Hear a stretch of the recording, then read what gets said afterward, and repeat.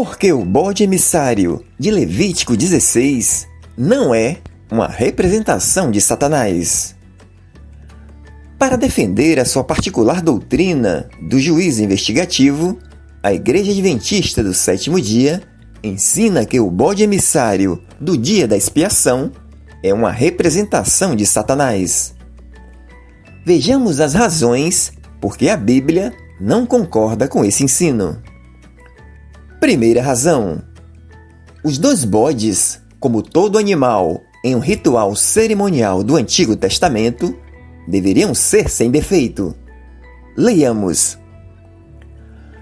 quando um chefe pecar, fazendo de forma involuntária alguma das coisas que o Senhor seu Deus ordenou que não se fizessem e se tornar culpado, ou se o pecado em que ele caiu lhe for notificado, trará por sua oferta um bode sem defeito. Levítico capítulo 4, versos 22 e 23. Para que sejais aceitos, oferecereis macho sem defeito, ou dos novilhos, ou dos cordeiros, ou das cabras. Nenhuma coisa, porém, que tiver defeito, oferecereis, porque não será aceita a vosso favor. Levítico capítulo 22, versos 19 e 20. Os dois bodes eram idênticos. Não havia preferência entre um bode e outro. Qualquer um poderia ser o bode emissário, assim como qualquer um dos dois poderia ser o bode sacrificado. Tanto que era feito um sorteio. Se os dois bodes eram sem defeito, isso representava a figura de quem? Quem é sem defeito? Satanás ou Jesus? Segunda razão: os pecados do povo eram confessados sobre a cabeça do bode emissário. Leiamos: então colocarás 2 mãos sobre a cabeça do bode vivo e confessará todas as iniquidades e rebeliões dos israelitas, todos os seus pecados, e os porá sobre a cabeça do bode. Em seguida, enviará o bode para o deserto, aos cuidados de um homem designado para isso. Levítico capítulo 16, versos 21. O dia da expiação era o ritual do dia do perdão dos pecados. E a quem se confessa pecados? A Satanás ou a Deus? Em nenhum lugar nas Escrituras se faz alusão a pecados sendo confessados ao diabo. Terceira razão: nos rituais na lei do Antigo Testamento era proibido qualquer inclusão de sacrifício a demônio. O termo para bode emissário no original hebraico é para Azazel, que os adventistas interpretam como demônio do deserto. Se para os adventistas Azazel é um demônio e o texto diz que o bode era para Azazel, ensinar que um bode era para o Senhor e o outro para Azazel implica que o bode seria oferecido ao demônio, contrariando Levítico 17, versos 7, que diz assim: nunca mais oferecerão os seus sacrifícios aos demônios, com os quais eles se prostituem. Isso lhe será por estatuto perpétuo nas suas gerações. Levítico capítulo 17, versos 7. Deus proíbe sacrifícios envolvendo demônios. É inadmissível, no ritual em que há uma representação do próprio Deus, ser solicitado algo relacionado a Satanás, ou com a participação do mesmo. E a quarta razão, a mais contundente, é que nos versos 5 e 10 de Levítico 16, diz que os dois bodes faziam expiação ou oferta pelo pecado. Leiamos: da congregação dos filhos de Israel pegará 2 bodes para oferta pelo pecado e um carneiro para o holocausto. Mas o bode sobre o qual cair a sorte para bode emissário será apresentado vivo diante do Senhor, para fazer expiação por meio dele, e enviá-lo ao deserto como bode emissário. Levítico capítulo 16, versos 5 e 10. O termo expiação, capar, no original hebraico, significa pagar pelo pecado, cumprir pena ou castigo, reconciliar. Para escapar da clareza do texto, os adventistas argumentam que a expiação feita pelo bode emissário era apenas punitiva e não redentiva.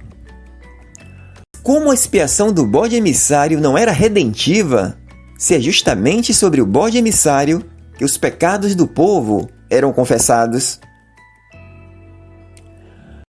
Expiação pode ter o sentido de punição, quando o pecador é punido pelos seus delitos. Vejamos. Assim, não profanem a terra em que vocês estão, porque o sangue profana a terra. Nenhuma expiação se fará pela terra por causa do sangue que nela for derramado, a não ser com o sangue daquele que o derramou. Números capítulo 35, versos 33. E segundo ensina Ellen White e os adventistas, o diabo deve receber a culpa por ter levado o homem a pecar.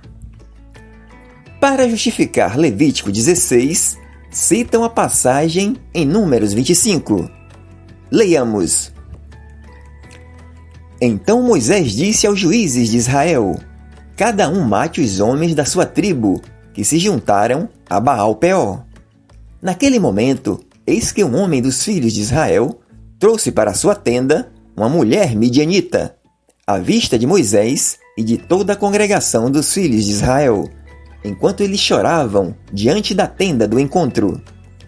Quando Finéias, filho de Eleazar, filho do sacerdote Arão, viu isso, levantou-se do meio da congregação e, pegando uma lança, seguiu o homem israelita até o interior da tenda, e com a lança atravessou os dois, tanto o homem israelita quanto a mulher midianita pelo ventre.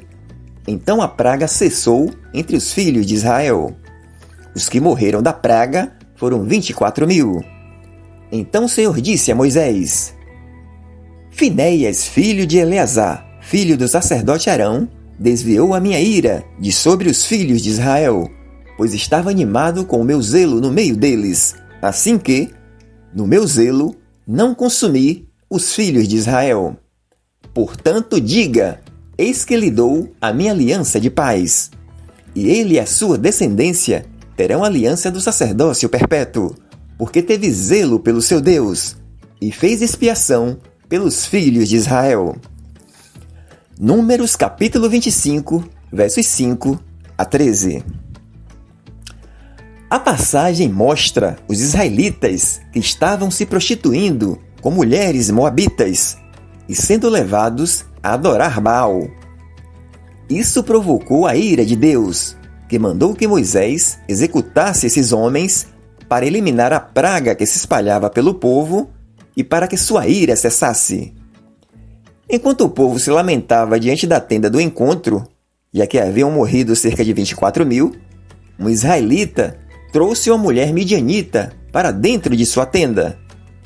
Finéias ficou indignado e matou a ambos. Deus se agradou da ação de Finéias, cessou a sua ira e disse a Moisés que com esse ato, Finéias tinha feito expiação por Israel. Aí os adventistas argumentam que essa expiação, assim como a do bode emissário, foi uma expiação punitiva e não redentiva, pois não houve perdão de pecados. O texto diz que Finéias fez expiação em favor dos filhos de Israel. O ato de Finéias fez com que Deus não destruísse os israelitas. Finéias, que fez a expiação, não foi punido. Os punidos foram o israelita, a midianita e os 24.000 que morreram. Expiação aqui não tem o sentido de punição, mas de livramento. Se para os adventistas o bode emissário é uma representação de Satanás e faz expiação com o sentido de ser punido, já que levou as pessoas a pecarem, Nesse caso aqui, não foi Finéias que foi punido em lugar de ninguém, e nem levou ninguém a pecar. Pelo contrário, a expiação que ele fez deu livramento aos israelitas. Assim como o envio do bode emissário ao deserto, com os pecados confessados do povo, livrava-os, levando embora os pecados. Portanto, a tentativa de justificar a expiação do bode emissário como sendo apenas punitiva com a expiação de Finéias é totalmente indevida. Mesmo que a expiação feita pelo bode emissário fosse apenas punitiva, ainda assim, o argumento adventista seria infundado, pois teriam que negar que a expiação de Cristo também foi punitiva. E a Bíblia deixa claro que a expiação de Cristo foi redentiva e punitiva. Redentiva porque foi para o perdão dos nossos pecados. Vejamos.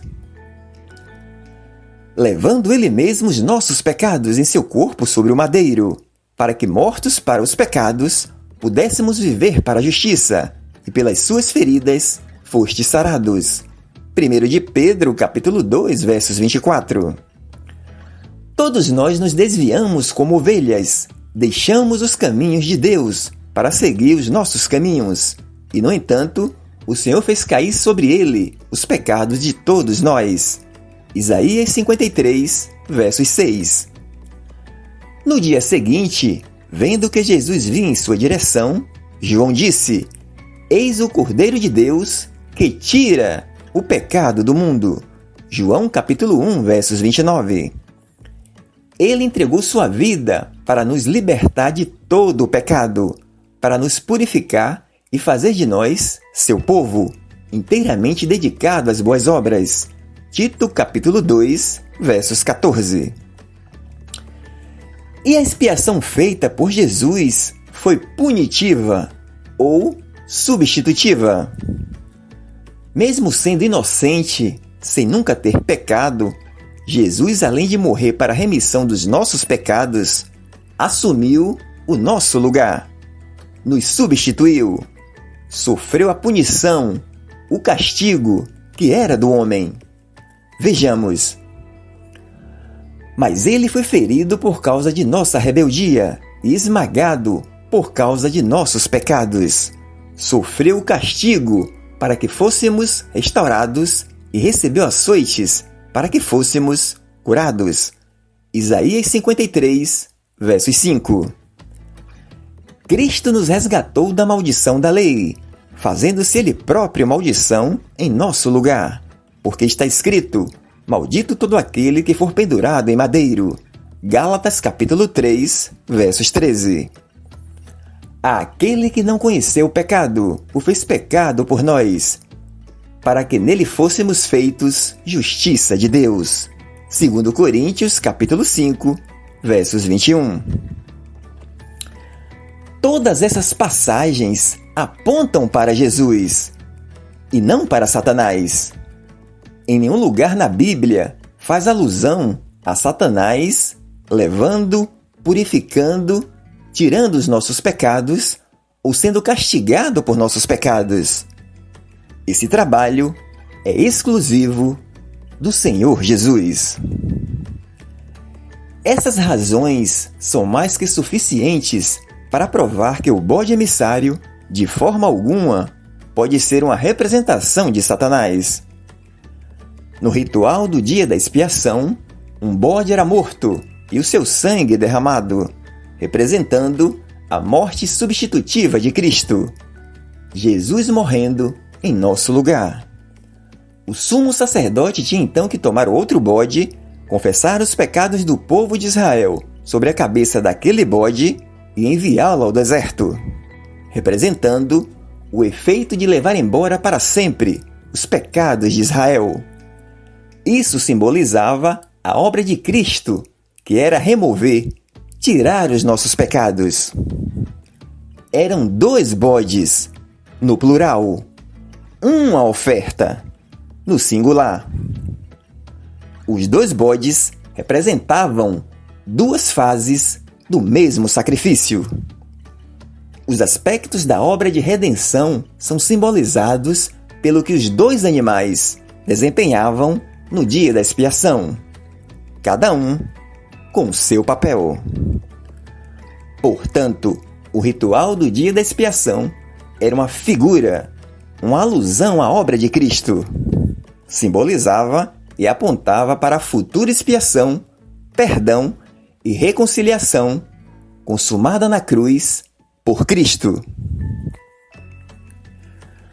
Os adventistas não ensinam que Satanás participa da salvação do homem, como se fosse um co-salvador. Porém, atribuir a Satanás a representação do bode emissário implica atribuir a obra de Cristo ao diabo.